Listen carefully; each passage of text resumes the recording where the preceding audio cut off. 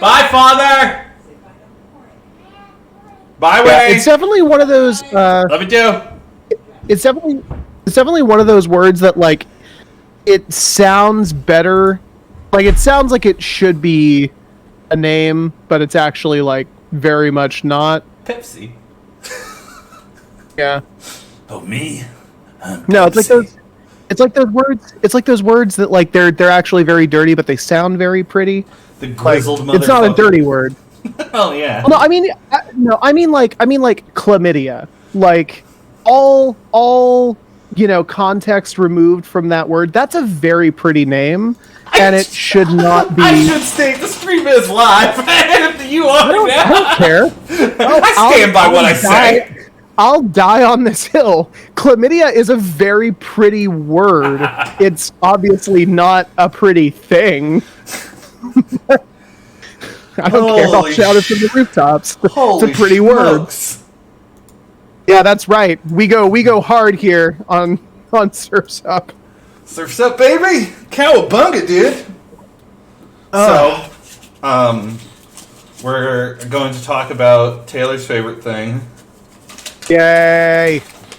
Dice systems! But That's not my favorite thing. I know, but we do have to solve it. Like, it is... Yeah, we do.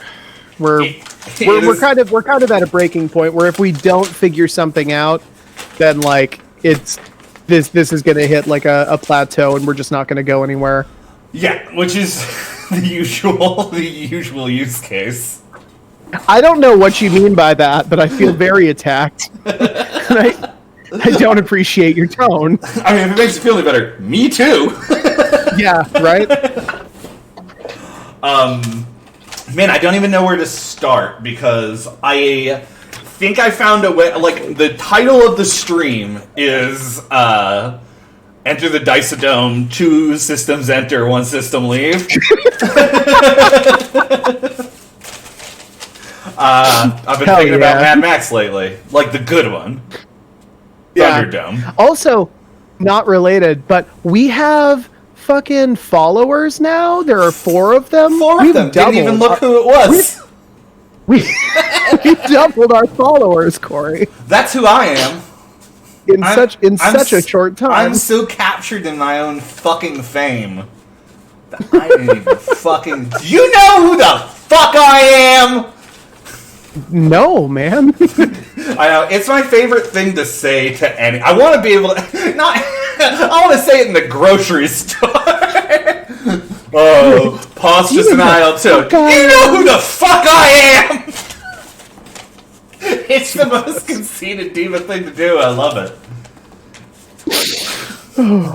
I mean, it's not even conceited if you are not actually a somebody. Like, it's just fucking funny. Like, no, I don't. I'm Steve! No, man. Okay.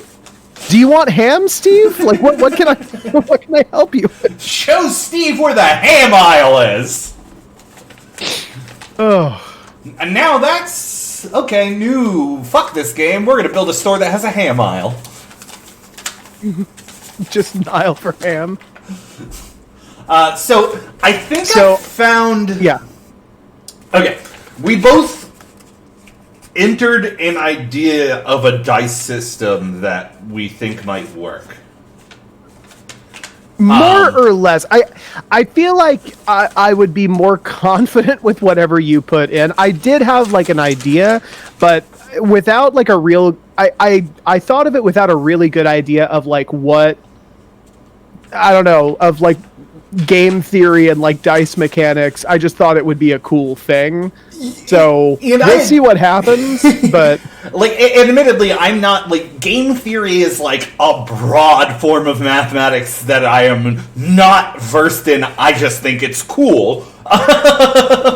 Sure. And even dice you know more than I do, though. I definitely don't know. I could know a ton more. I don't claim to be an expert or even a layman. So... Yeah. But I'm interested in it, and like I think that it's what makes games tick, and that's cool. Yeah. Like I mean, I don't know. Like, there's obviously arguments there. Like, narrative is what makes games tick too.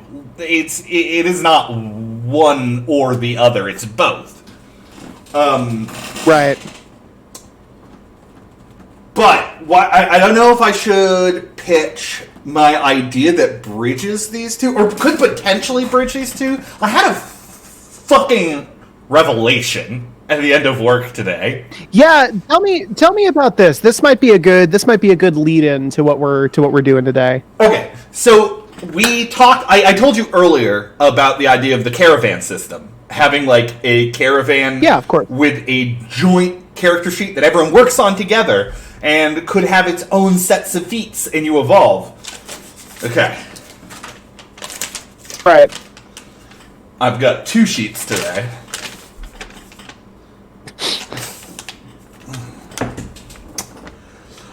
So this might be a little stream of consciousness, but when I talked about the Endless Sea, we talked about this problem, like how do you introduce characters to each other? How do you have a system in place that doesn't make it feel awkward or weird or shoehorned? And yeah, we're talking about building a game about community. Well, like, right. That is essentially what this is, right? And so I think I've also solved the issue of, like, do you know when you're running a game and you just want to be like, well, you guys can just talk to each other? Yeah. I'm fucking gamifying downtime. You're gamifying, like, do you mean like gamifying table talk? I'm gamifying roleplay and downtime. And table talk. I mean, table talk's a big part of this game, I think. But, right. Hear me out. So, using the caravan, a joint character sheet to level up, but also an active community. The caravan grows and evolves directly with the things you pilfer and the contracts you fulfill.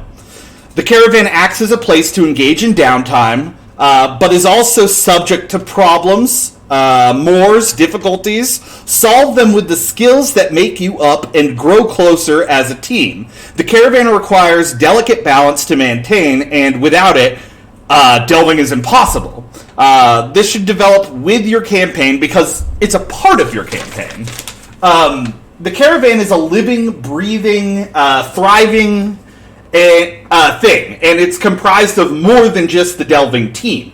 As the delving team, you're just a piece of this traveling group. They should grow and evolve with the players. The individual characters that make up your caravan are essentially a town. Treat them poorly, or lose morale, and face the wastes alone. Lean on one another and develop a community. This isn't just a mechanic; it's a part of your campaign. It focuses on long form storytelling. I mean, that is something that, like, this game, I think, if we decide to move into this direction, will do. Yeah. Use your guile, wit, and abilities, and friendship, as well as treasure, to solve these local issues. So, not only are you facing the issues of delving, like plumbing these places in the earth, but interpersonal issues with morale, issues of people moving in and trying to rob the caravan, and, like, solving those interpersonal issues using the same skill sets that you use to delve. Using the interlocking feat system to grow this community. Taking, like, the abstraction of treasure and contracts that you fulfill and using it to develop this caravan around you. More importantly, or also as importantly, I think this goes into the idea of, like, having a contract negotiation system that you develop. Man. You know, like, it's not just the delving team that you're developing. You're developing your negotiators, your contract systems, your local morale, the people who you can lean on, and building this thing around you. So do you mean this in the sense of, like, how in Shadowrun you have, like, a face whose, like, their skill is to, like, negotiate with, like, Johnsons and, like, Also, like, kind of in the same sense, like notoriety, like where like depending on what you've done, like people sort of know who you are. Is it kind of like an analogous system to that, or do you mean something else entirely? So that that was something I was fighting with, because initially I thought of like negotiator as a province. For sure, yeah. But maybe we can abstract that. Negotiation is a thing that the team does. You can have more like more tribal oriented people doing it, but like everyone uses like the whole idea of interlocking feats together to get this stuff done. And like that's just a part of the caravan. Right. It is the mercantile part of the caravan, but there's more to it. It is gamifying roleplay in a way that like now you don't have to say you guys should sit down and talk to each other. You guys have to sit down to talk to each other, because if you lose the caravan, you can't delve. So I like where this is at in theory. We need to be really careful how this is applied, because like one of the things about role playing in these games is like when you try to say like, well, don't you guys want to just talk with each other in like any other game, what you inevitably come up against is like, well, we don't really have anything to say. And if you make it so the kind of thing where like, well, you have to do this or you're not gonna progress, that's a potential issue that like we're gonna have to like I think come up against. Like I'm all for a game that emphasizes role playing. I think that's a huge thing with these. I am worried about mechanizing and penalizing players for not doing it, though. I don't think we're penalizing anyone, is the thing. I think we're encouraging advancement in a system. Well, but hang on. But didn't you say you have to do this? If you want to grow and level up, that was your terminology. In the same way that if you want to level up a character in D&D, you have to do things. Like, we're talking about a game of community. I think it's not that it's not that what did you say? You said a game where we don't have anything to talk about and punishes you for that. That's not what this is. This is okay. What is it? This is providing a track where it's now you have something to talk about. Right. Okay. And this thing that you need to talk about being contracts.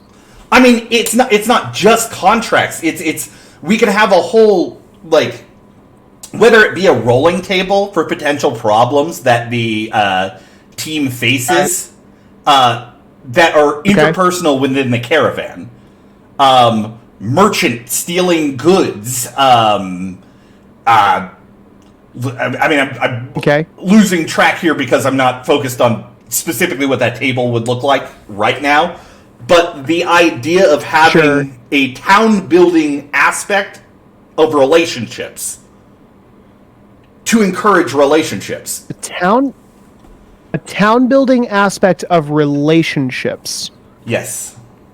So like when you say town building, I mean, like we're not talking literally settlement building. No, not literally settlement building, but the concepts in settlement building, like the idea of having a blacksmith, the idea of having a shopkeep, the idea of having like a literal caravan runner, the guy who runs your equipment. Like you can all help with that, but like you're a part of the delving team. And you grow and build the community around you as you go. So hang on, are you implying then that like this is kind of like how players take on like pet NPCs in like other tabletops? Yeah. Like you're going to recruit more people into your caravan like as you go? It gives you a community so you're not moving from you're moving to these disparate places, right? And that's a part of the game. And the major portion of this game, and what really got me here, was the more I thought about our game and the more I read some of those questions, it's like, what does your game do? Like, what do you propose to do? And like a big proponent of our game is that we propose community. And it's like, how do we for like not I use the word enforce because it's the word that they use, but I mean it in the like how do you back that up kind of way. And I think this is the way you do it. Okay. It encourages. Well, why? Let me put a counterpoint to that though. Why do you need to? Like you could just say that even just having your party is the found family. It is the community, and it's about growing the bonds in between those people. Why do I need all of these other NPCs? Well, in the same vein, why do we need another tabletop game? Like, what we're doing is backing up the concept of our game with the mechanics of our game. And we can say anything. We can say, this is a game about community, this is your found family. But D&D is that. Pathfinder is that. Shadowrun is that. Cyberpunk is that. What those games do individually, the mechanics that back up the things that they propose, is what makes them those games. Okay, yeah, I think that's fair. I think then the only amendment that I would propose is that whatever we do,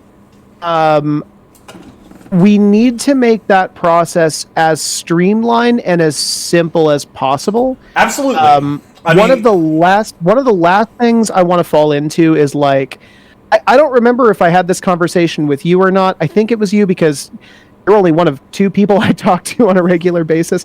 But like, I think I was talking the other day about Metal Gear 5 and how I loved it as a game up until you had to do like the inventory and resource management on Mother Base. I don't want anything that involved. Okay, like, and I don't think I'm agree. all for it otherwise, but yeah. I was thinking about this too. I think we should abstract the idea of treasure that you might utilize as resources in this caravan building. Okay. And I've been thinking about this a lot, actually, like, with the idea of, like, a weapon system either. Like, I like the idea of abstracting everything into, like, its components. So it's like, I want to use a one-handed weapon. And it's like, okay, cool. We're in a world that is, like, a bunch of degenerated archaeological shit. Like, what does your one-handed weapon look like? You described that. One-handed weapons do this thing. There's feats that you can throw on them that evolve them, but what does your one-handed weapon look like? Sure. Abstract. I definitely like something. I definitely like more abstract than just being like, it's a +1 longsword and like doing something a little bit more like it's an old rusted giving pipe the player I found autonomy over that. named Old Bendy. Yeah. But I was also thinking about that, and I think the best way to do it is, like, the same thing we've been talking about for advancement, is using a feat system with the caravan that you all decide on that interlock with, like, I guess maybe I should... Part of what makes me think of feats is the idea of, like, these note cards on Scrivener. Yeah. Like, just affixing them to each other, and, like, those feats do that, and you can combine them in neat ways. Right. Because they all affect things. I think a lot of that is going to be emergent, too. I do also really like the idea of having this sort of, like a modular caravan. Like, you obviously are going around this world, you're exploring these places, and you're delving into these unknown depths.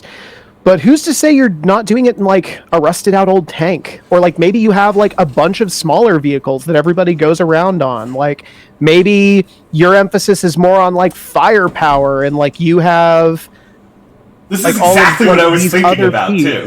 That you can build up. Yeah. Everyone's caravan is different in the same way that your characters are unique. And the way that they interlock is what makes it cool.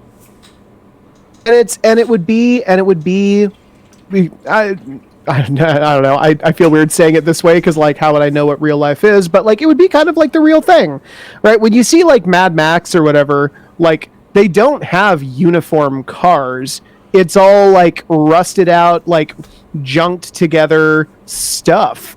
And I think that like having that aspect of it, having that aesthetic of it, this sort of like patchwork caravan, I think that works really well. I also had an idea as you were talking. What if, even if we don't make RP like a contingent thing on leveling up, what if we made cooperation contingent on it? Like, I mean, so an example of this might be like, you guys complete the expedition, you get the like ancient tech or whatever, like one of your guys just went off and did whatever, so like he doesn't get to advance. Yeah, I mean that seems very draconian, but I like the idea. Like, because I think that's what we need. Yeah. I agree. Like, we should be encouraging those systems we purport to hold true, right? Yeah. And if it's about, yeah, I 100% agree. Like, because when it comes down to is like, you can say in any RPG book, so this happens, this is how it works, and it's like anyone can choose not to do that, but you should encourage them to do it. Be like, hey, you should play it this way. Yeah, that's fair. Like, because the game's not going to play the same otherwise. Right. And I 100% agree. Like, encouraging cooperation that way is a great way to do it. Like, as like maybe an EXP mechanic. No, like I really liked the idea where you talked about like a caravan,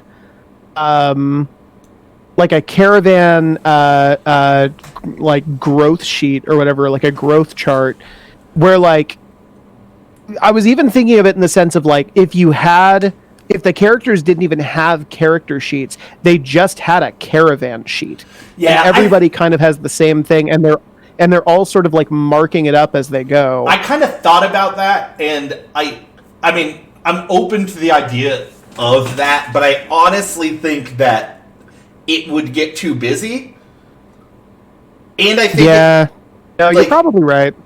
I think the idea of like affixing feats to your character sheet and then affixing them to the caravan sheet, and then all of a sudden realizing in game like, oh shit, if we both do this, we can do this. Like, right. Those kinds of moments I think are going to be encouraged from this. And like, part of what made me think of this is like, I've been using Pathfinder as reference a lot. Yeah. Because it's got a robust feat system. Yeah, for sure. And like, we need to start developing things that are going to set us apart in the way that we want to develop our game. And I think things like having a community EXP system. Oh shit, Taylor. On the topic of like, you don't advance unless you like the team, like your characters don't advance unless you guys work together. Like a shared EXP meter you gotta fill.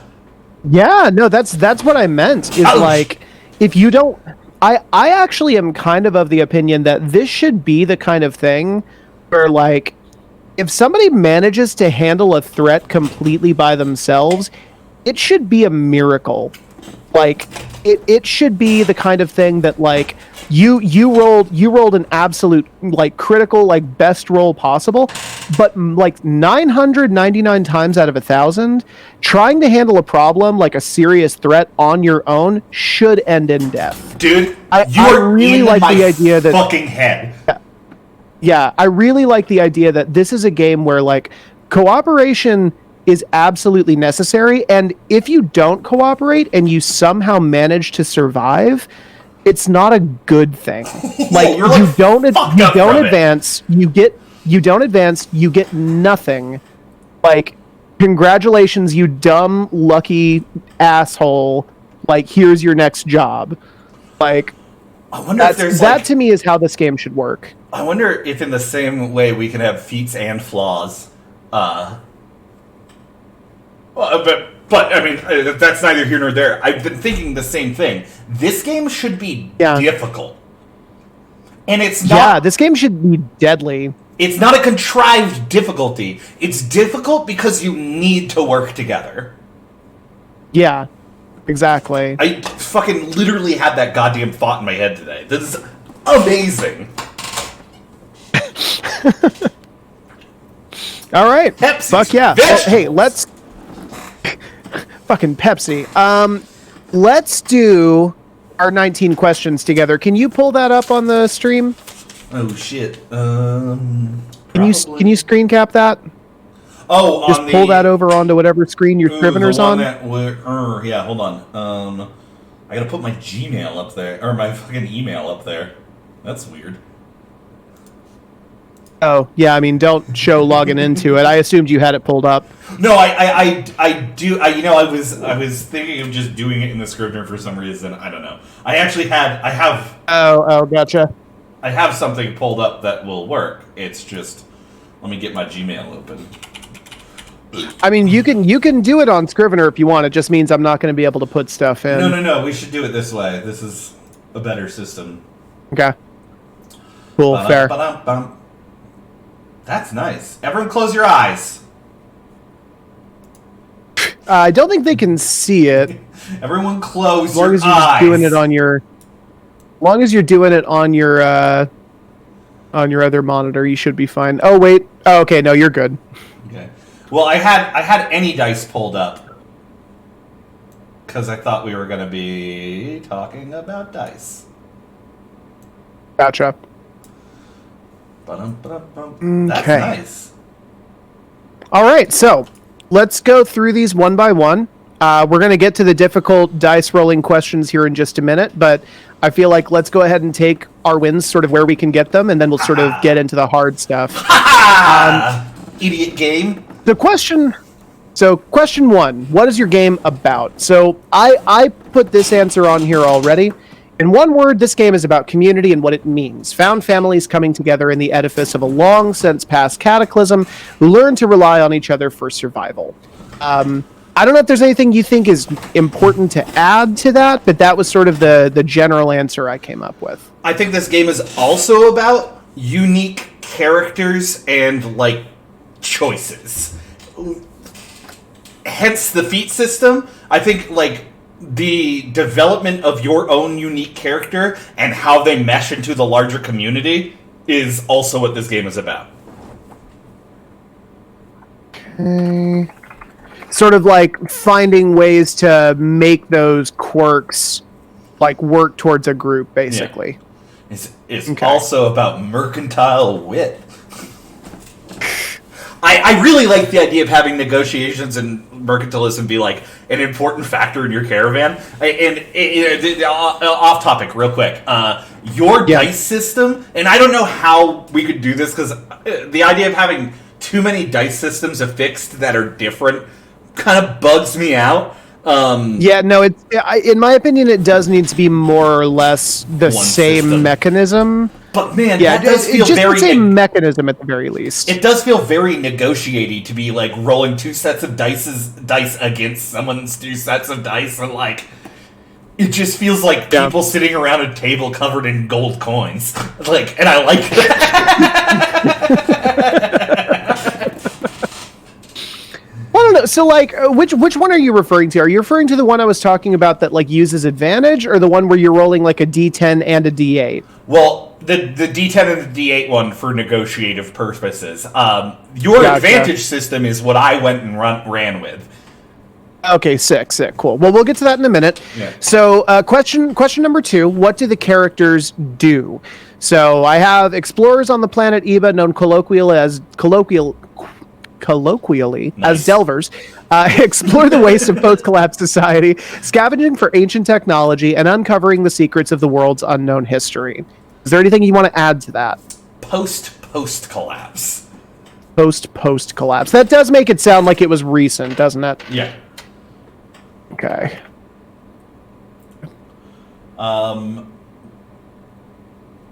characters also work together to make a thriving, roving community.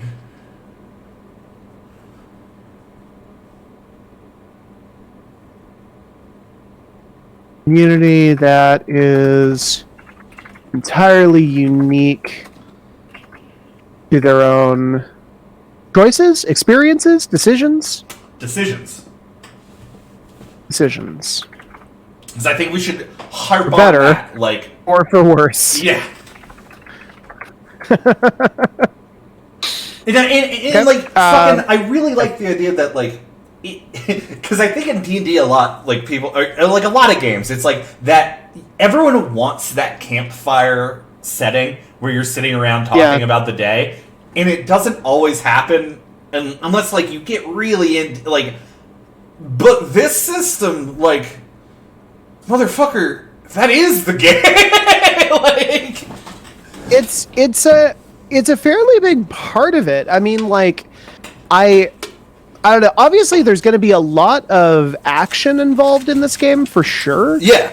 But it's definitely the kind of thing that, like, also, I don't know. Like, you kind of have to know these other people that you're working with, and, like, you're not going to have that if you don't, like, sit down and get to know them, right? Like, I don't know. I was also thinking about this too, like, how I remember that I've had conversations with you and other people that I've played tabletops with before where, like, you have a weird knowledge of somebody from playing tabletop games, and, like, our relationship with you is maybe not as good an example now as it used to be, because, like, we have known each other for as long as we have, and, like, I actually kind of know about, like, you know, your personal life and, like, where you're from, exactly, like 10,000 years and all that. But, like, when I first started playing with you, it was a weird thing because I felt like I really knew you well, and I really didn't.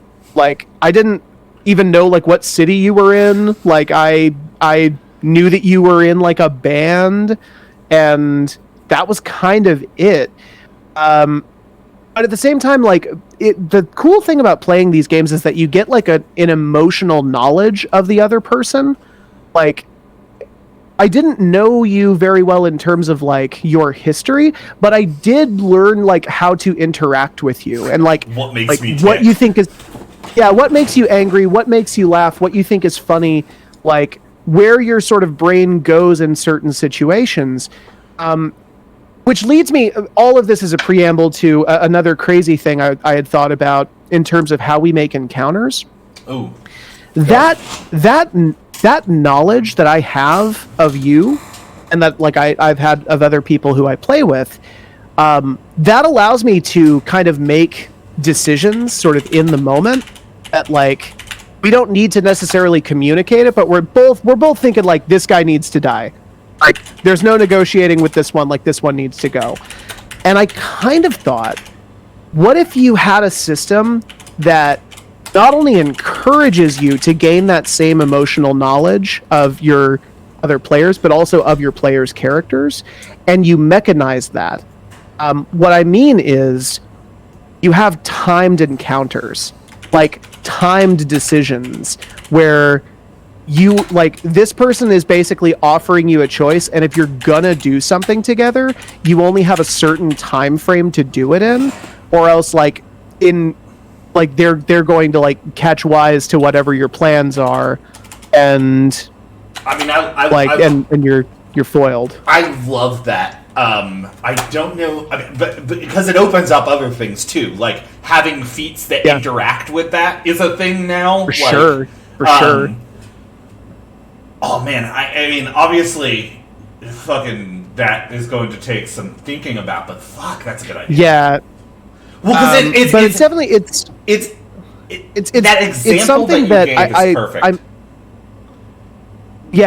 It's something that I think is a good idea if we want to try and encourage that fireside stuff. Yeah. Like, if my player wants to get an idea of how another player interacts with the world, they have to talk with them that way. And they can't do it in the moment when, like, the big bad is, like, literally 5 feet away. Like, they've got to know that player, that character, before they ever get into that situation with them.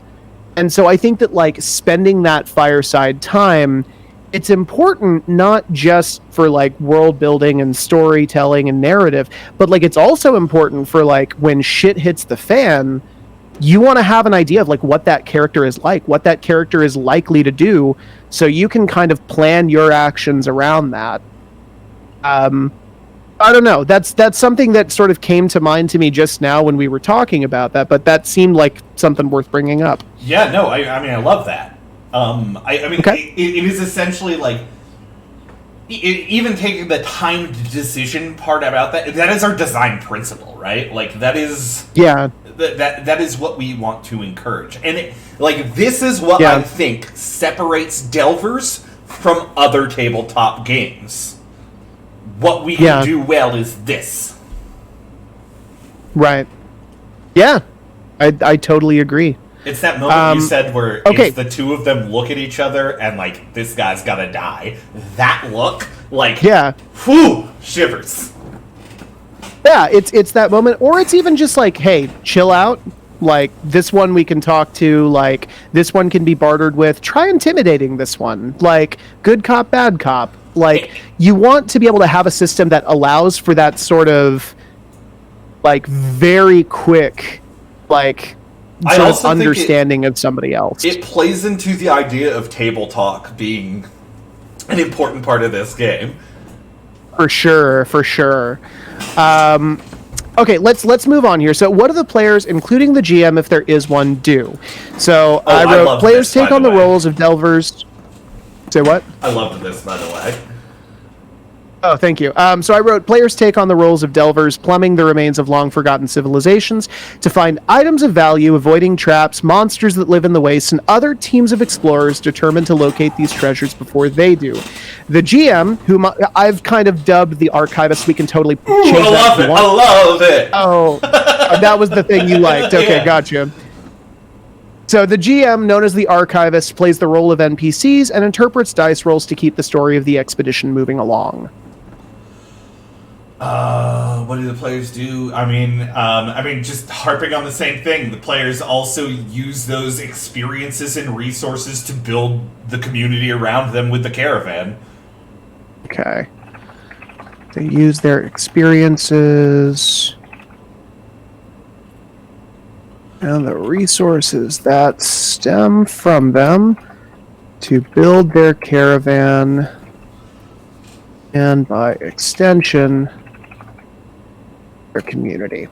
And I would like to put in the word somewhere in here, contracts. Oh, yeah. Using contracts to find items. So players take on the role of delvers. Contracted communities. Contracted teams. That good? Yep. Okay, cool. The contracted teams of delvers, plumbing the remains of long forgotten. Okay, cool. All right, sick. So is there anything else we need to add to that? Do you think there's anything else that's really important? I felt like the archivist bit was maybe a little bit slim. Like, obviously, they're responsible for a lot, but I wasn't quite sure what else to put there. Maybe, like, planning, like story stuff? Yeah, the GM plays the role of the NPCs and interprets dice rolls. Keep the GM. The GM and adversarial contractual negotiator. Well, those would be the NPCs, though. Well, I think getting in the idea that they're drafting up contracts is like cool too. Oh, hey, hang on. So, they're the ones drafting contracts, writing story narratives. Is that what I'm looking for? Well, let's keep it in. I like the idea. I like the idea of like making like planned adventures and calling them contracts. Yeah. They're the ones drafting contracts. I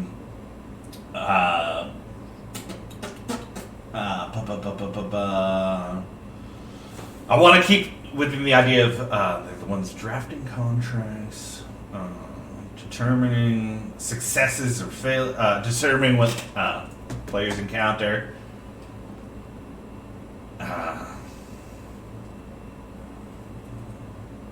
And the morale of their surrounding Caravan. Or, did you say Caravan too much? Community? Did you say Community too much? We don't have either of those words, do Okay. they? Oh, well, we do have Caravan and Community. We have It's both only of them. it's only once. It's only once each. So fuck Fuck it. it. Okay. As well as the morale of the caravan. Okay. Cool. All right. Next question. How does your setting or lack thereof reinforce what your game is about? What I have. In the inhospitable and often hostile climates that the Delvers find themselves in, it necessitates that they lean on each other for support. In short, the communities formed in these groups is one largely of necessity created by the environment. Delvers is about unique characters and cooperation against a wild world, plunging into the depths of forgotten knowledge and treasure and making it out by the skin of your teeth. That's actually, that last one was Corey's edition. Oh, yeah, I did do that. Yeah, I was gonna say I just read it like it was mine, and I was like, I was halfway through, and I was like, wow, this is really good. I mean that's it though. Like, we should also mention the name of the world because this is a very setting-dependent game. Okay. So In Eba, the inhospitable and often hostile climates, just right in the beginning. 1 second here. No. Oh, there you go. Oh, yeah. I'm letting you write. You're better at it. Got them typing fingers. I do hunt and pet. Climates Delvers find themselves in. Necessitate. No S. That's what's fucking me up. Okay, cool. Yeah, I mean, I think that is a All right, perfect sick. description of the game. Yeah, hell yeah. Okay, cool. So now we are starting to get into the mechanical questions. And I didn't have much to say here, so this is where I think Corey is gonna shine. How does the character creation of your game reinforce what your game is about? I put the selection of province or role in the group, as well as the addition of group feats and team skills, encourages players to think of their teammates as allies, both in the fiction of the game and in the mechanics. And Corey has put a broad and diverse set of feats offered on nearly every ability allows for interaction and cooperation in unprecedented ways, which I really like. One of the things I think that we should stress, right, is that what we're trying to make here is a modular game, one that is going to be a huge pain in the ass for us to make, but that should be a lot of fun to play. Yeah, it's the idea of interlocking feats and abilities and segments of the game. Like, I think that what you wrote was perfect in the beginning. Okay, sick. Cool. Well, then let's keep going on then. Can I say one thing, too? Yeah. Humans are in this game. No, I mean, you don't have to put... No, you don't have to put it right there. No, fuck it, it's in there. Humans are in this game. The more we talk about this game, like, the more it is a very human game. I guess. I don't see why a cockroach man can't be a part of a community. Suddenly we got a human. I know. I'm not saying they can't either. I'm just saying humans are also a part of this game. Like, you're weak. You're weak. You've given up. Your bloodline is weak. How dare you? How dare you do this? How dare you betray me like this? Fine. Humans are in this game. I'm gonna make it up to you by fucking drafting articles of what's it called? Great. We're gonna be a company. Oh, sick. Great. Can't wait. It's $100. Next question. What types of behaviors and styles of play does your game reward and punish if necessary? And this is kind of what I was saying to you before. This game is meant to encourage players to think cooperatively, to solve puzzles, encounters, and obstacles. This world is dangerous, and no one makes it alone. Either pull together or die. Yeah.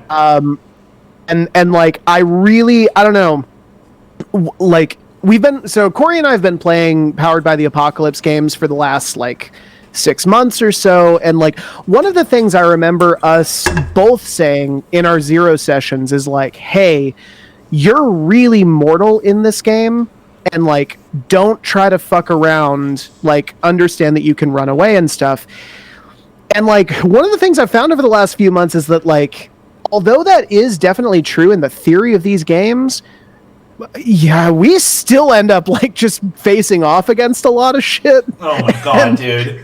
And coming out unscathed or like relatively unharmed. I don't want this to be that kind of game. I want this to be the kind of game that like if you do decide to fight something, it should be out of desperation, and you should be kind of expecting to die if you get into a fight. I think it's not that you should be expecting to die. It's that like you do all of this as a team. Like you live together, you breathe together, you sleep together, you eat soup out of the same bowls. Like you are fucking You are brothers in arms with these people, and sometimes that means dying together, baby. Yeah, no. I definitely think this should be the kind of game where, like, to me, it's a lot. What is a lot more interesting to me than, like, combat encounters is, like, scenes in those movies where, like, you're running from the monster and, like, you're, like, you know, pushing over, like, cabinets behind you to try and slow down its path. Did you ever play Prince of Persia, the second one? Probably not. Oh fuck, not the Two Thrones. Prince of Persia. Fuck, what is it? Lost in New York. Not Sands of Time. The Warrior Within. So that game has the like some of the best sequences of what I'm talking about that you can find. There's this like unholy demon beast called the Dahaka in that game, and it like chases you throughout the ruins of these temples, and like you can't fight this thing. If you get within like 5 feet of it, you die. Like the whole sequences involving the Dahaka are you like running on walls and like trying to get away from this thing as quickly and like as efficiently as you can. I would really recommend you look that up, like, because there's bound to be stuff on YouTube. Like, just look that up. Yeah. But like that should give you an idea of like the sort of stuff I want to see in this game. I'm 100% on board with that. Yeah, instead of combat. But it's not just that though. And like this is an amendment to that. Like, I want this to be the kind of game where, like I keep going back to the same well, but Dungeons & Dragons is a game where it's like, it is your own power fantasy.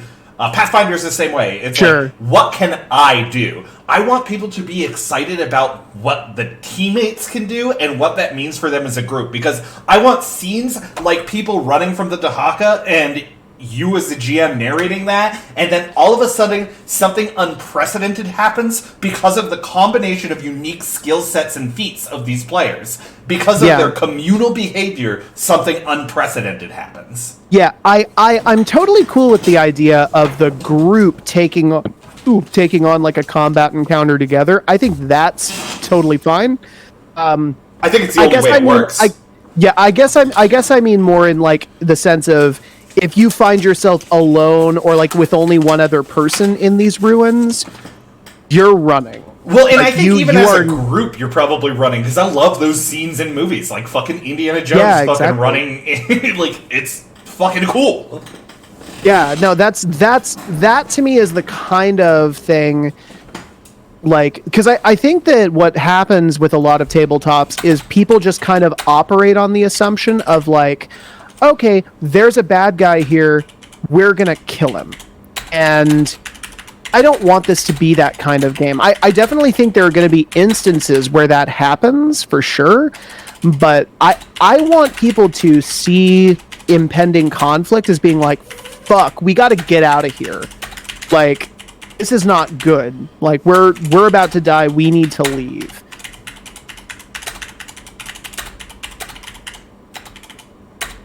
Hostile, cruel, and unknown, and you're familiar.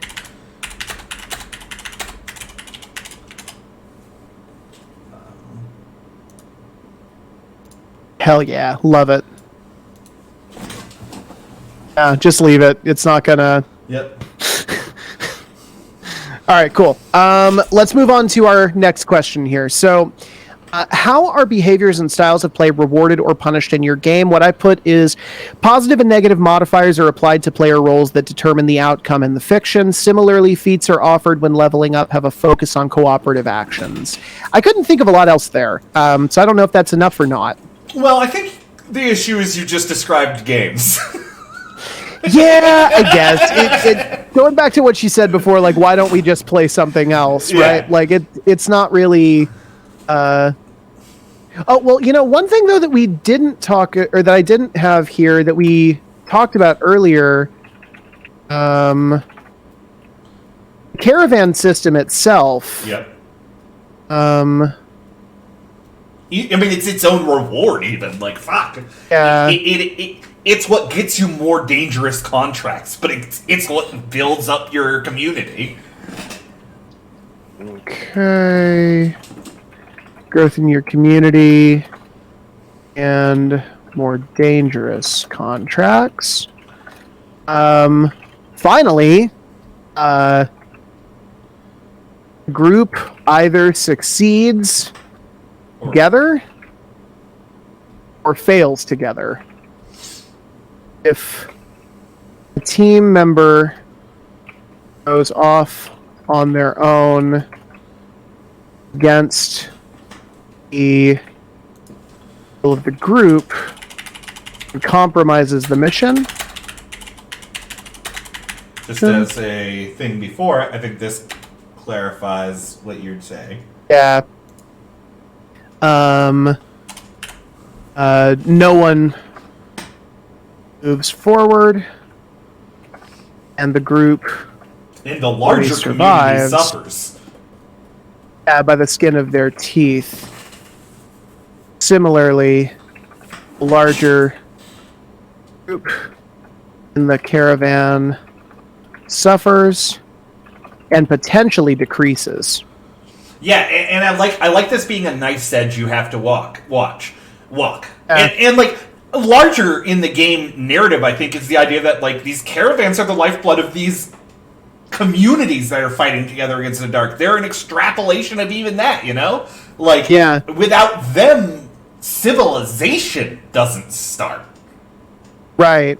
No, it should definitely be the kind of thing that, like, if a player wants to go out on their own, they should be weighing, like, the NPCs at home versus, like, whatever the potential reward is. Like, this is definitely the kind of thing where that idea of community and caravan, that should be present in the backdrop of any decision that a character is making. How do you like this for the idea of pre-drafted adventures being called contracts?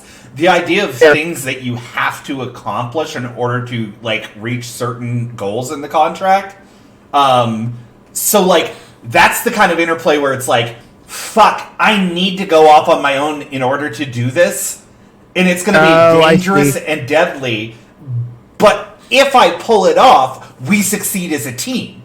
Like, it's walking that nice edge. It needs to be something that... It needs to be, like, I think a contract then should have, like, a main goal and then, like, optional goals. Sure, like, you don't have to do these things. Contractual... If you can, like, then, there's contractual obligations, and then there's, like, riders.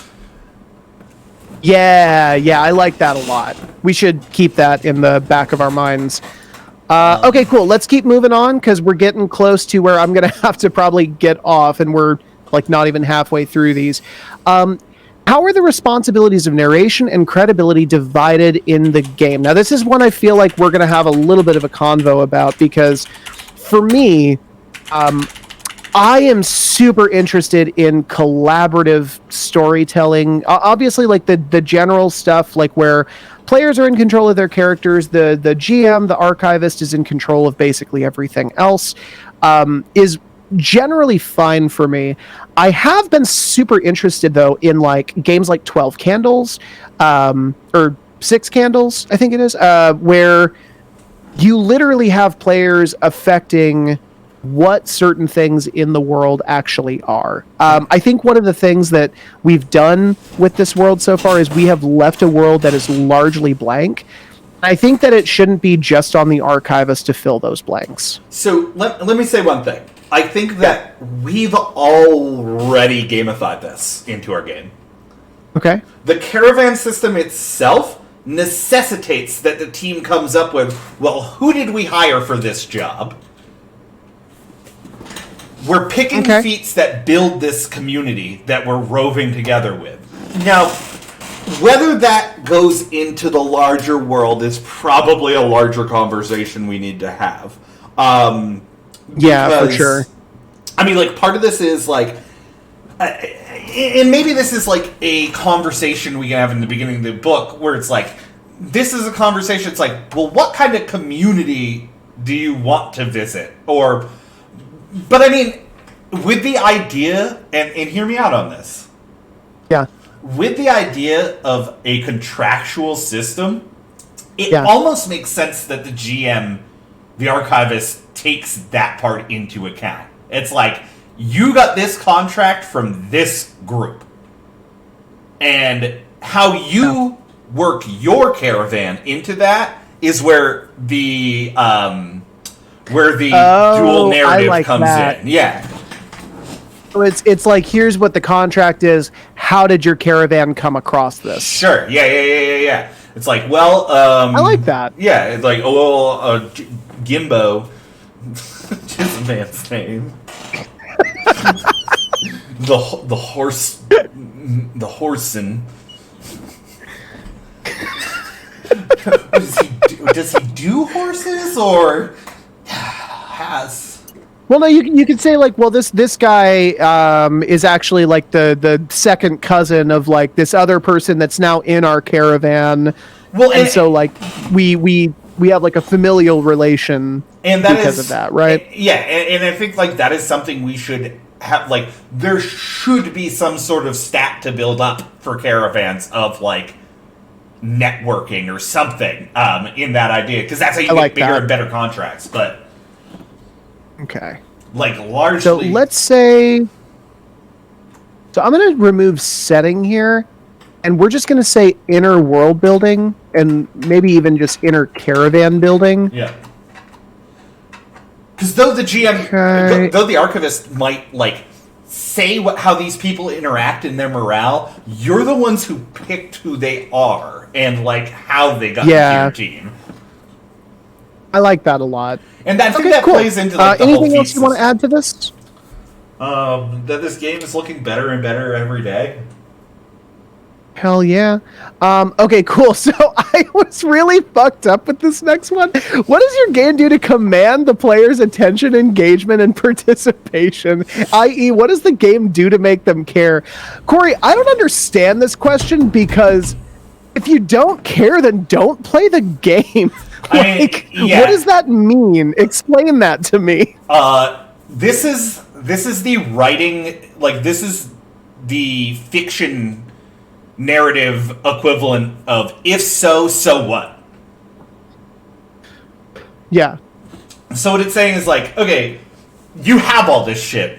Why do I give a fuck? Like, make me care. And how do we do that? Well, I think it's that we have an interlocking feat system where your level ups affect your teammates' level up, and working together affects the larger caravan and spreads out into the larger world. It is a game of triangles on triangles on triangles. Okay. So I guess maybe maybe my issue is just with the word command. Like, that makes sense. Yeah, of course. That sounds like a really interesting game if you're already into those things, right? So it's just like, either play this game because you like it or don't, right? I mean, I think you're spiraling out from the question is what happened. It's a dumb question. It doesn't make any sense. Could it be me? Could I be misunderstanding it? No. No, it's the questions that are wrong. Questions that are wrong. You're like, am I out of touch? What makes this restaurant good? What makes it... Well, if they don't want food, they could go fucking somewhere else! Go. Well, it's true. Fuck it. If you don't want Taco Bell, go somewhere else. You know what Taco Bell has. You know what's in it. If you don't want Taco Bell, go to fucking McDonald's. Drink some hot dog water, you asshole. Run. Meter walking system. For Dumb question. Every component. You think I could spell component because I spell it every day 100 times a day. Right. Using a broad interlocking feed system, nearly every component of the game. This extends to feats that interact. Hold on. These modular, and we should probably come up with a better word than feats, but whatever. These modular feats interact with your own character, the delving team, and the larger caravan. These Hell yeah. interesting interactions lead to a diverse and unique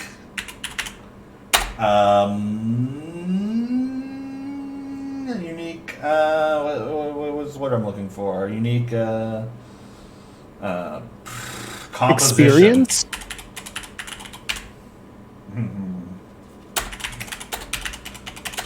More varied and dangerous play.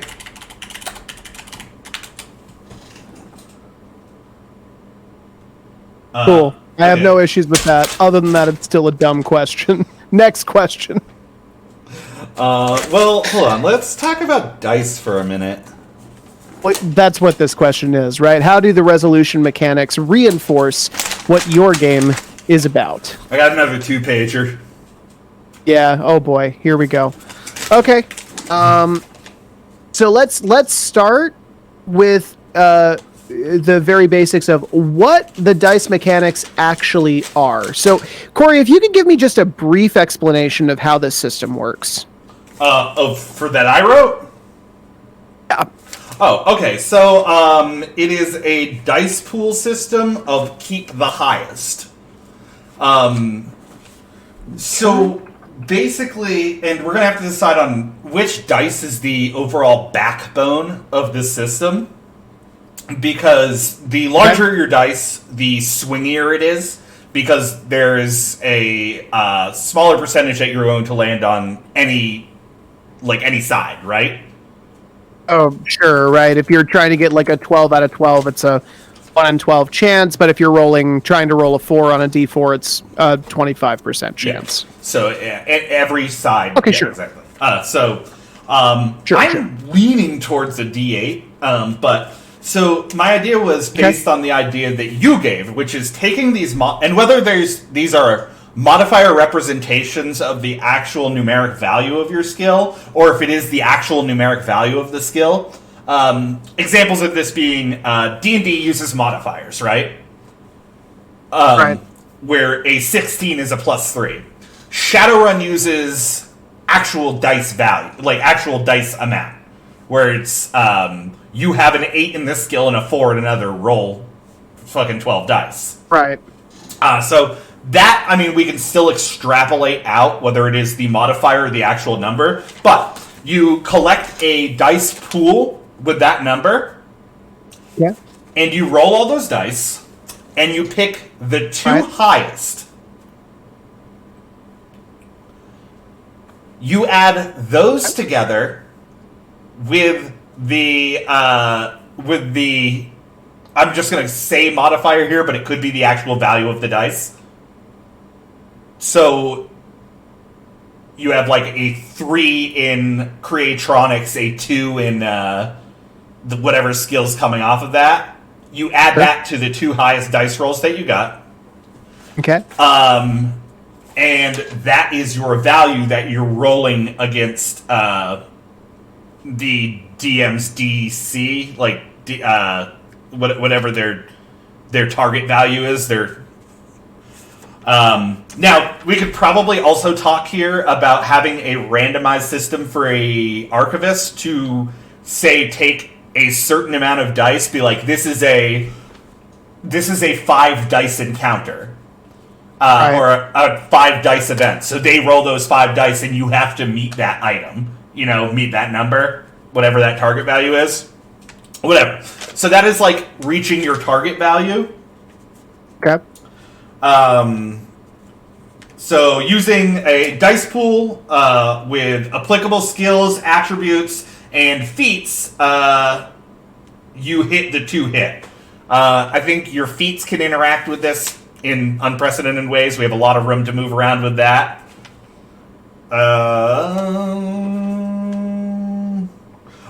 And then, so for difficult tasks, the GM may only allow you to calculate the 1 highest dice you roll. Ooh, okay, I see.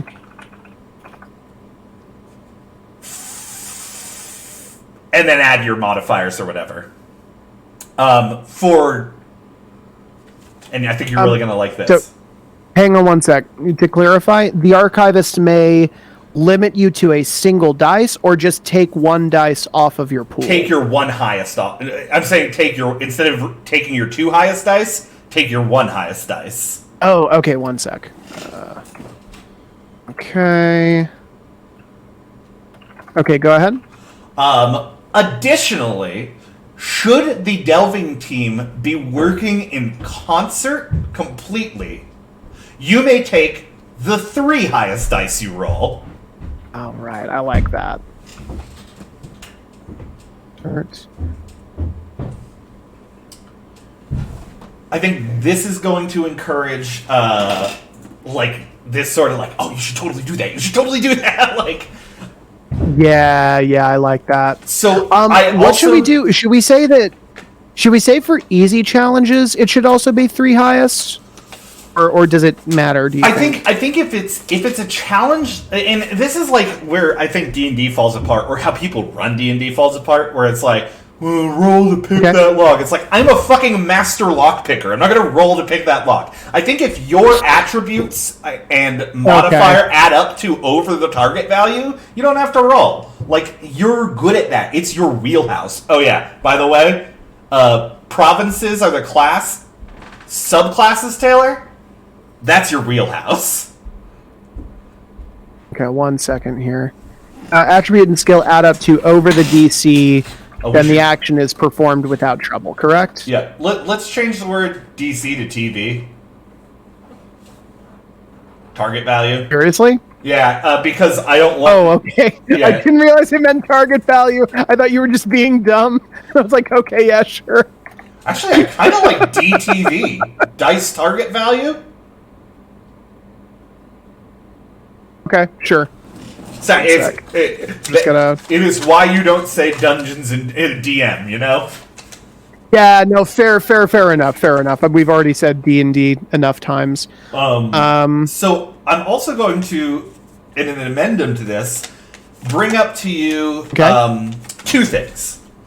I think that this is going to use my beautiful, beautiful D12. So this is what I'm calling... Is this the luck die? Yeah, a Booner Bane and a luck die. So, like, I think if you're within a certain percentage or a certain value, of the target value, then you can go all in. If you succeed on this roll...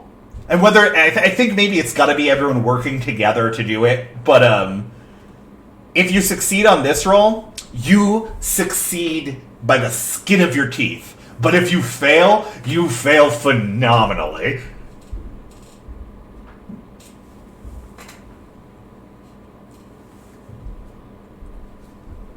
Okay. And so is that right?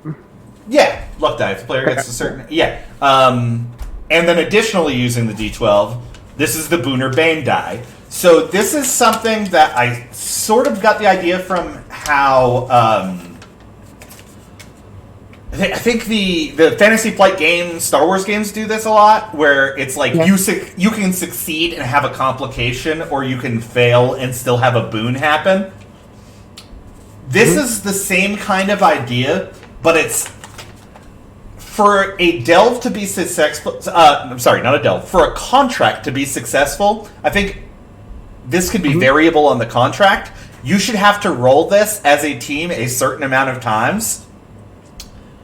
And you can choose to roll it at any time, or everyone can vote on it, and if the team votes in the majority on it, you roll it on your, even if it's your roll, you roll it on it, but it's a Boon or Bane die. Basically, it adds, like, whether it be, I think I put down, evens are boons and odds are banes. The higher on the even, the better the boon, the lower on the odds, the more consequential the bane. Feats may interact with this. But you have to roll it a certain amount of time in a contracted run in order to, succeed on the contract. It's one of their contractual obligations. Okay. 1 second here. So, just to be clear, sorry. So, boons are equal, banes are odds. And you roll this die when? What do you roll it for? So you can opt to roll it at any time. Okay. Or if you don't want to, because you're like, fuck, this could go bad, and like I don't want to have anything bad go on with it. Like, if the party decides like, no, this has got to go on, like as a team, if the majority of the party decides that you roll it, you got to roll it too. Okay, why would I roll it at all then? What's the? Do I like? Can you put this into like a narrative scenario? Like, when would I use a Boon or Bane die? Why would I do this? Okay, it's basically adding it's a complication die. What it can add is you find an extra, like just extrapolating the idea of treasure into like you find double the gold in this chest when you roll the Boon or Bane by solving this trap. Or, this chest has a poison trap, sort of, that kind of idea, where there is, like, you can still succeed, but there's a complication. The complication is Indiana Jones rock rolling behind you. Okay, but you don't roll this anytime then. You just roll it when there's a potential boon to be had, right? Like, you would roll it when opening a chest? Well, okay, I mean, like, we could talk about that, but my idea was you can opt to roll this die at any point. Like, like when you're making... like, it's either good things... So it's a fate die, basically. Right. It's basically just like, you can roll this anytime, good things could happen, or bad things could happen. Well, okay, I should clarify. You can roll this die at any time that you're already rolling a dice. It is like a hanger-on to the dice you're rolling. Okay, gotcha. Yeah, like, I'm looking for this contracted individual here at this delve. You roll the Boon or Bane, and you roll on a Bane. And, like, you find him, but he's got 2 armed guards with him. That kind of thing. But it would be that, like, I'm trying to find this guy, so I roll, like, a skill to try and find him. Yeah. And... so if I... Is it the kind of thing that, like, I would choose to do it before I know what the outcome of the roll is? Correct. Because, like, okay, gotcha. So I can just decide whether or not I'm going to add this before I roll. Yeah. So I don't know what the outcome is. And so what that also means is I could get a boon, and it would be totally pointless. Like, I could just smash the DTV anyways, and just get the boon anyways. Sure. And like... when you do that, you'll get something really good will happen along with that. Like, fucking, like the idea of finding extra treasure. Like, I'm extrapolating that, but, yeah, like, something else good happens. Okay, 1 second here. And we can obviously play with that a little bit. I just think it would be a fun little thing to add. Okay, so boons are equal and result in additional positive benefits for the roller or the party. Gains are odds and result in calamity. The lower, the lower the dice roll on your odd, the more calamitous. The higher the dice roll on your even, the more beneficial. But more importantly, I like. Oh, go ahead.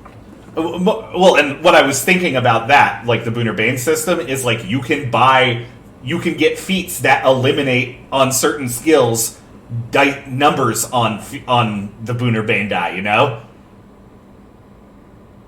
Okay, and you said that if the group votes that the player needs to roll Booner Bane, you got to do it.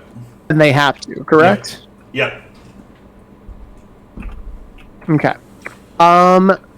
So the only issue I have with this is that the lower the dice on the dice roll, or lower the dice on the Bane, the more calamitous. The higher on the boon, the more beneficial. That is going to be potentially a problem when we try to list out like how that actually works. Because if we're using a D12 for this especially, then we're talking about 6 different options that you can apply to basically any different roll and to see like basically how that goes. So I don't know how we want to mechanize that, because I don't necessarily want to come up with like I don't think 6 different degrees of like good when it comes to like you open this chest. I don't think we necessarily need to delve into the actual like what happens. I think we just need to have an idea of like, and this is, I am grabbing a hold of Fantasy Flight Games, Star Wars games for this. This is like explicitly what their system does, is that like you can roll really well and accomplish what you're doing and get like 3 consequences on it, and that makes like bad things happen. This is what makes the narrative feel alive and risky there. Okay. Well, tell you what, I would definitely be down to test play it. I mean, it sounds interesting. I'm just more worried that it's gonna lead to. It puts this is a game where it's all about. This is a game that's all about resource management and like scarcity of resources. So I'm worried that just leaving this up to chance, like with the GM's interpretation, with the archivist's interpretation, I'm worried that this is going to either equal in like you find 300 bazookas in this chest, or it's going to find like you find an extra 5 gold, and it's like, I don't know, one is way too much and the other is way too little, and if we don't nail it down in some way, that's a potential problem. Yeah, and I think. And maybe it scales. Yeah, I saw that. Open Dev System. I just looked at the chat. What Ben was being was Parks and Rec, the open. What are they? The meetings with the townsfolk, the open town halls that they have. Oh, yeah. I found a ham sandwich with mayonnaise in the park, and I ate it, and I got sick. And maybe we can like tether that to the like some way in the narrative description of this dice system. Maybe we tether that to how it, like what it is you're rolling. Like the more dangerous thing that you're rolling, the worse the outcomes could be. Okay. So I just want to say I love what you have here. So we need to make a note for whatever our next session is. We need to not play test, but we need to do some dice roll testing for this D12 system that you've come up with. Because it's definitely the kind of thing that we're going to need to try and set up kind of standards for like what is a medium level challenge, what is a DTV for like a high challenge, Sure. what's a DTV for like an impossible challenge. So we're going to need to get some idea of how that's going to work. Yeah, we're gonna at least have to find some sort of relatable scaling system so we can just explain. And Yeah. maybe that has more to do with narrative. Like, we need to develop the narrative of the world a bit more too. Yeah. But I mean, I think it's a good place for us to start with a dice system, anyways. Hell yeah. I've also been I like thinking it a lot for sure. I've also been thinking a bit about combat, and like this is the idea of like having like weapons do flat damage and like feats reducing or adding things to that. Like, I don't know. I've been thinking a lot about dice mechanics. I've also been thinking good. like I played D&D and we got into like 2 really big fucking battles, and I was like, "Fuck, D&D combat." No, I is a don't. slog. I don't. Yeah, I don't want to have that. I mean, I appreciate that for what it is, but it's not necessarily what I want to have for this game. Okay, let's keep moving. So, next question: How do the resolution mechanics reinforce what your game is about? Well, I feel like now I have a good answer for that question. Like, if we go with this idea of, especially like this idea of like group voting for Boon or Bane, if we go off this idea of, where is it? Hang on one sec. Where'd it go? Oh yeah, there we go. This deal right here. Should the team be working in concert, players take the 3 highest dice rolls. This is a system that I think automatically incorporates Teamwork. teamwork. Like just in the bare mechanics of that system.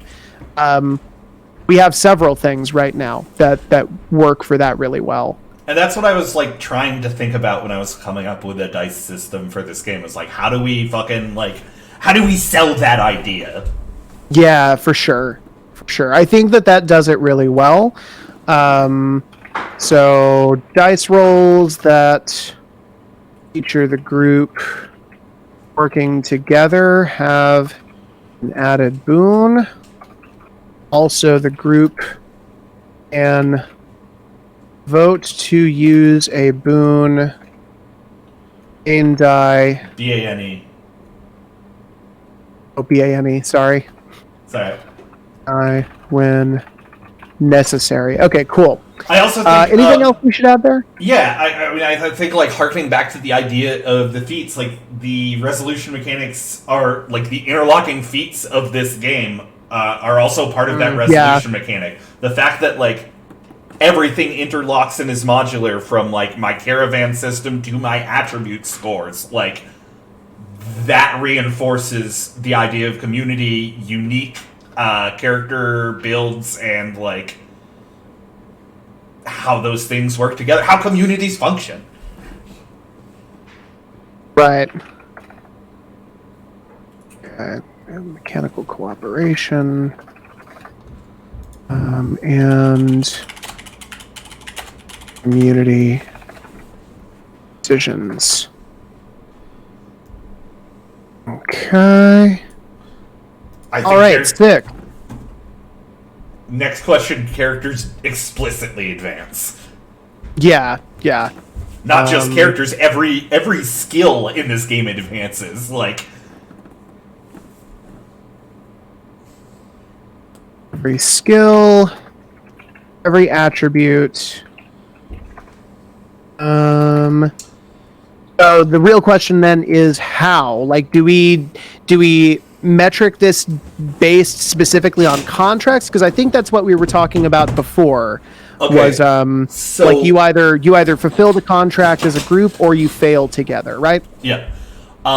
So I think you get like an allotment of points. I think it's a points by system. You get an allotment of points by fulfilling contracts. That you use to buy feats and improve skills and attributes. And these can also be spent jointly on the caravan feats and attributes.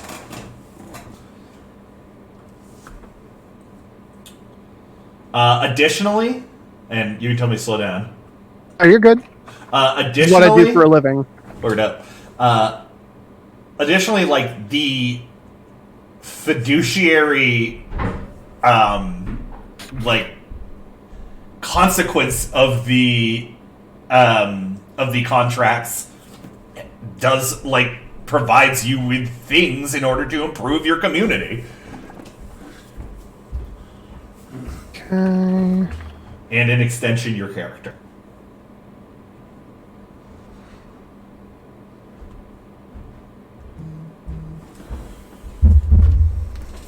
Also, pickle skills. Oh yeah. Pickle skills. Pickling. Nah, never mind. That just makes me think of like Pickle Rick, and I don't want to be known for that. Let's see here. Okay, so next question. Oh, how does character advancement or lack thereof reinforce what your game is about? Well, we kind of just said it. Yeah. All of the things listed above directly correlate to the concept of cooperation and community.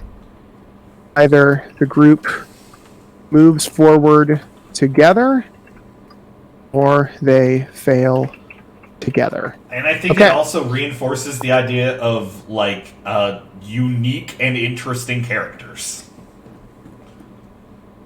Okay, 1 second here.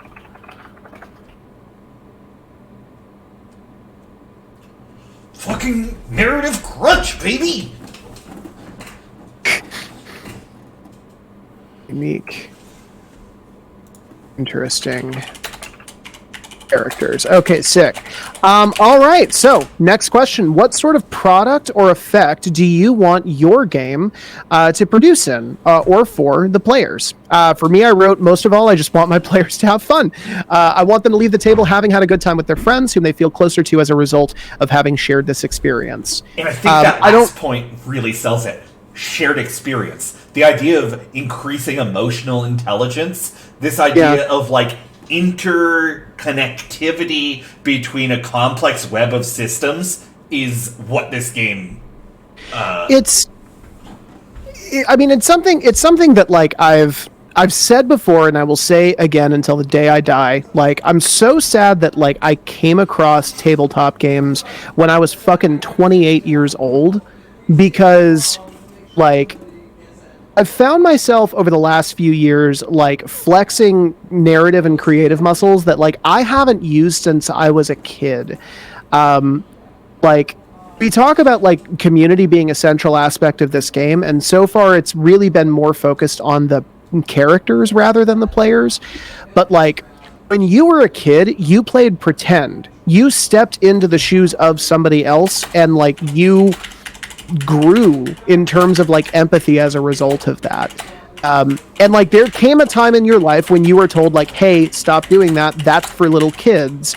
And like I legitimately believe, I can only speak with any kind of fact for myself, but like I lost something that day, and like I haven't had it again until I was 28 years old and I started playing these dumb little games again, and like starting to grow that like emotional knowledge of other people. So like what I guess what I also want for my players is like, I want them to experience the same kind of community, even if it's not in the same like god awful setting as EBA. I want them to walk away with like an increased appreciation of that understanding of community. I want them to have that same sense of community with other players, not just characters, but players as well. That's like a really heady goal, obviously. Like, it's just a fun dice game, but for me, that's kind of what these games are about. No, that's it. I think that answers this very well. It's like, We Yeah. want to invoke the feeling of communal experience and the elation that goes on with that. The elation of having an emotional an emotional knowledge webbing over everything. Yeah. Yeah, couldn't agree more. All right, sick. Cool. So, next question. What areas of your game receive extra attention and color, and why? I put on here, collective world building is an aspect of many tabletop RPGs that's not as built in a feature, which is why I would like to see it done here. I don't necessarily know. We've harped a ton on like community and like that aspect of like collective action and collective decision making. I wanted to try and think about like other areas that we're going to focus on here. Okay, so and definitely one of the other. Okay, go ahead. I mean, like, what parts of our game receive extra attention and color, and why is unique additional features that you apply to nearly every aspect of the game as a group, and Ben's gonna help us set up an LLC, by the way. Oh, great! Thanks, Ben. He said it's really easy. My girlfriend's going to be super excited that I started a gaming company without telling her. It was only $100, and Corey paid it. Corey made it. I'm not. I am only involved a little bit. Holy shit! Wait, could you say that you employed me? Could I? No, we'd be partners. Could I sign like a? No, but I want to just work with you. Bullshit! You're not my employee. No, fuck that. You have to get me insurance. Give me insurance. I mean, I know we're harping on the same things, but those are the things that receive extra color. And like, I think like Fair. on the topic of like collective world building, that's what the caravan is. Like, our caravan system receives extra color. Our feat system receives extra color. The unique modular interactivity of this game is what receives extra color. The danger present and the contracts. I know that's a lot I just did. Yeah, caravan system, contract system, modular feats and features. We already did that. Put it there too. Oh wait, no, it's not. Oh, there you go. It doesn't have to be equal responsibilities. It doesn't have to be equal partners in an LLC. You're gonna hire me. No bullshit. And I'm gonna it's say going to be though. I'm gonna say that I worked for a tabletop company, and I'm gonna use it to get a job at Wizards of the Coast. Bullshit! No. Say I have tabletop experience. I'm gonna put you in a pit of fire. When they call me, I'm gonna be like, "Well, geez, how much time do you have?" That's what you get. That's what you get. That's what you get. You get what you deserve. What part of your game?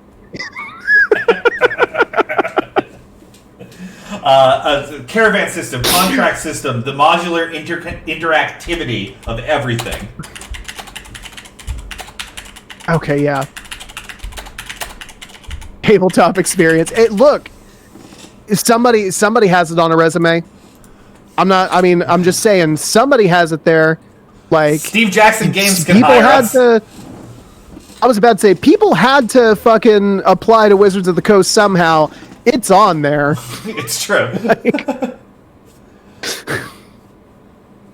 I actually would love to see what those resumes look like, because holy shit. I mean, a lot of them are probably technical abilities too. I guess, yeah. Yeah, I guess a lot of them don't get jobs that are like, I'm just a big nerd and I like fantasy. Can you hire me, please? Let me in! I just want to talk about wizards, please. Please, let me talk. Do you have time about to discuss barbarians. wizards? Excuse me, do you have time to discuss wizards today? I am going to start going door to door. Yes, actually, I majored in wizards in college, so I mean, Ben, you know, can we dress up as what do you call it? Jehovah's Witnesses and start going door to door with D&D books? Excuse me, do you have time to talk about wizards?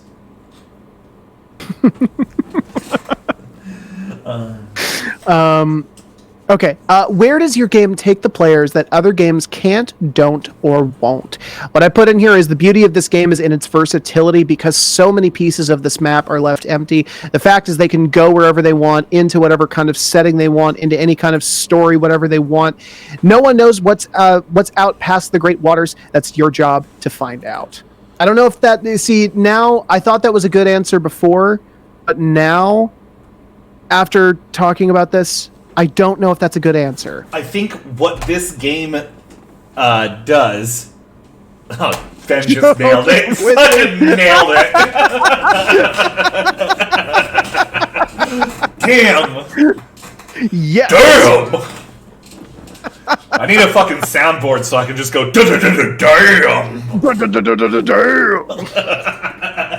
I think we also skipped which part of the game are you most excited or interested about and why. Oh, no, we answered it. It was just the same thing as it was before. It was modular systems, caravan systems. Yeah, I mean, exploring community. Yeah, exactly. So I guess my thing is, like, that sounded like a good answer to me before. I don't think you don't think it does anymore. Well, it's what you said before. D&D has the same thing. Yeah. You can literally go anywhere you want in D&D. You can do the same thing in Pathfinder, Shadowrun, whatever the fuck you want. So what is special about this game? This game takes you to dangerous and forgotten places. It takes you to an unexplored world that you need a community to survive in. And it gives you the tools to build that community.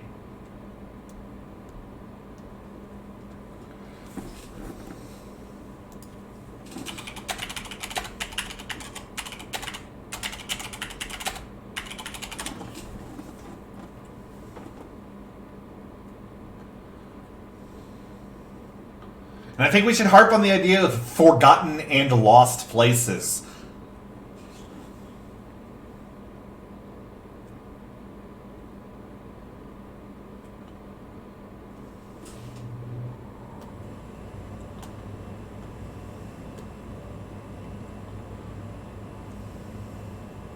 The caravan and uncover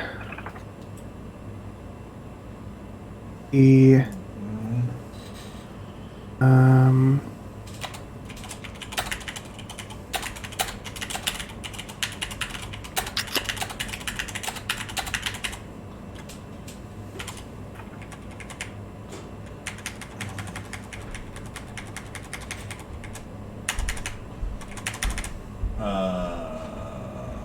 Lost. Past. I didn't want to use Lost again. I was trying to... He was decimated history. Yeah, there you go. Okay, cool. So, gonna get rid of that. As well as the community and contractual obligations.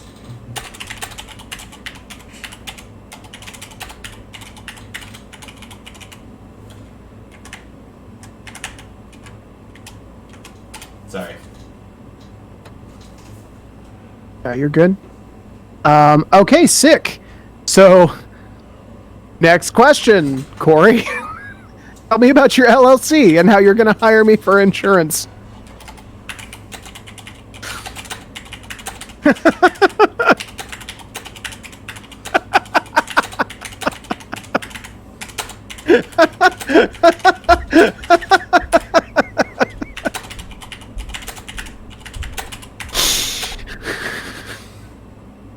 Sick.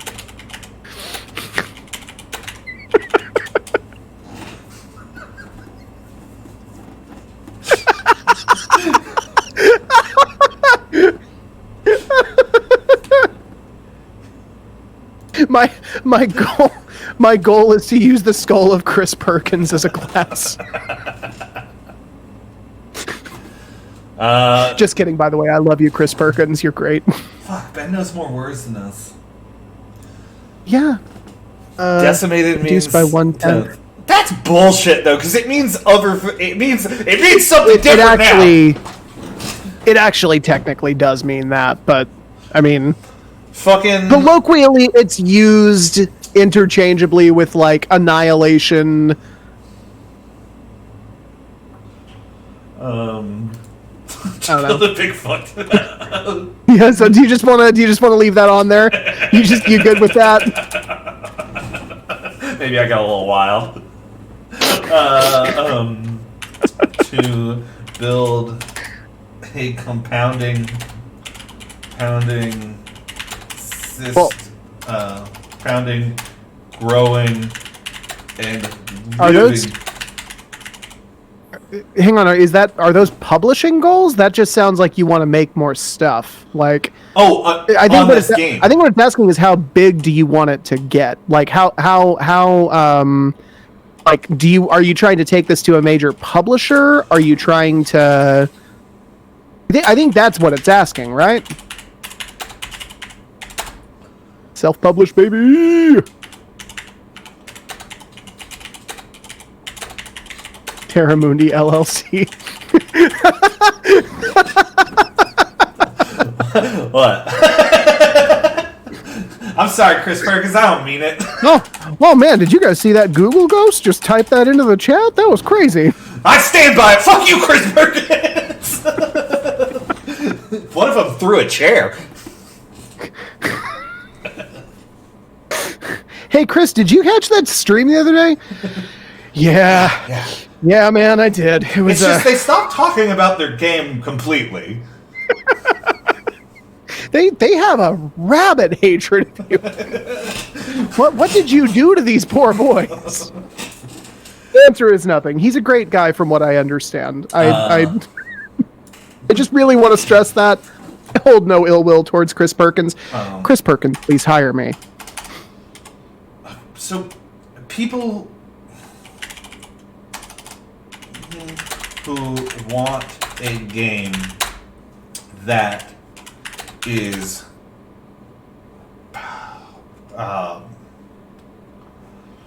modular, Woohoo! interactive, that supposes that I can spell it better. Houses? Presupposes that community building is now a game interactive. A game. So a game that's modular and interactive, a game that people who are interested in a game that relies more on group efforts and collective action rather than the story of the heroic individual.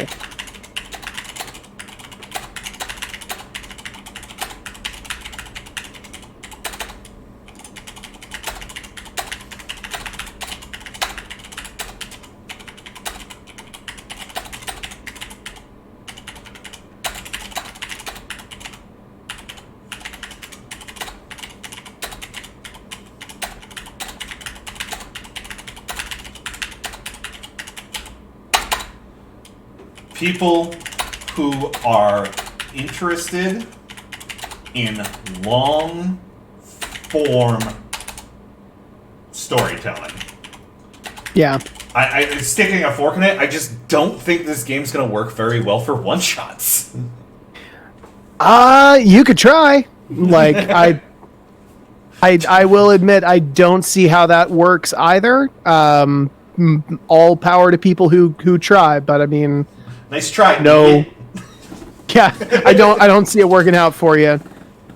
Holy shit, Corey, did we do them all? We did Are them we all. done? Now we still Oh have my to answer. We're not going to do these right now. There's 3 more we have to answer though. There are? Yeah, there's the big 3, which is a lot of this condensed down. This is like a lot more of a meticulous breakdown of the big 3, but I think it's probably good for Okay. us to answer all of them. We don't have to do that right now. It's Okay, 8. cool. Yeah, well, we can do that. We can do that first thing tomorrow then. Or not tomorrow. Sorry, we're not streaming again tomorrow. Damn, look at you. Never mind. No. But at some point, I don't know exactly when that's going to be.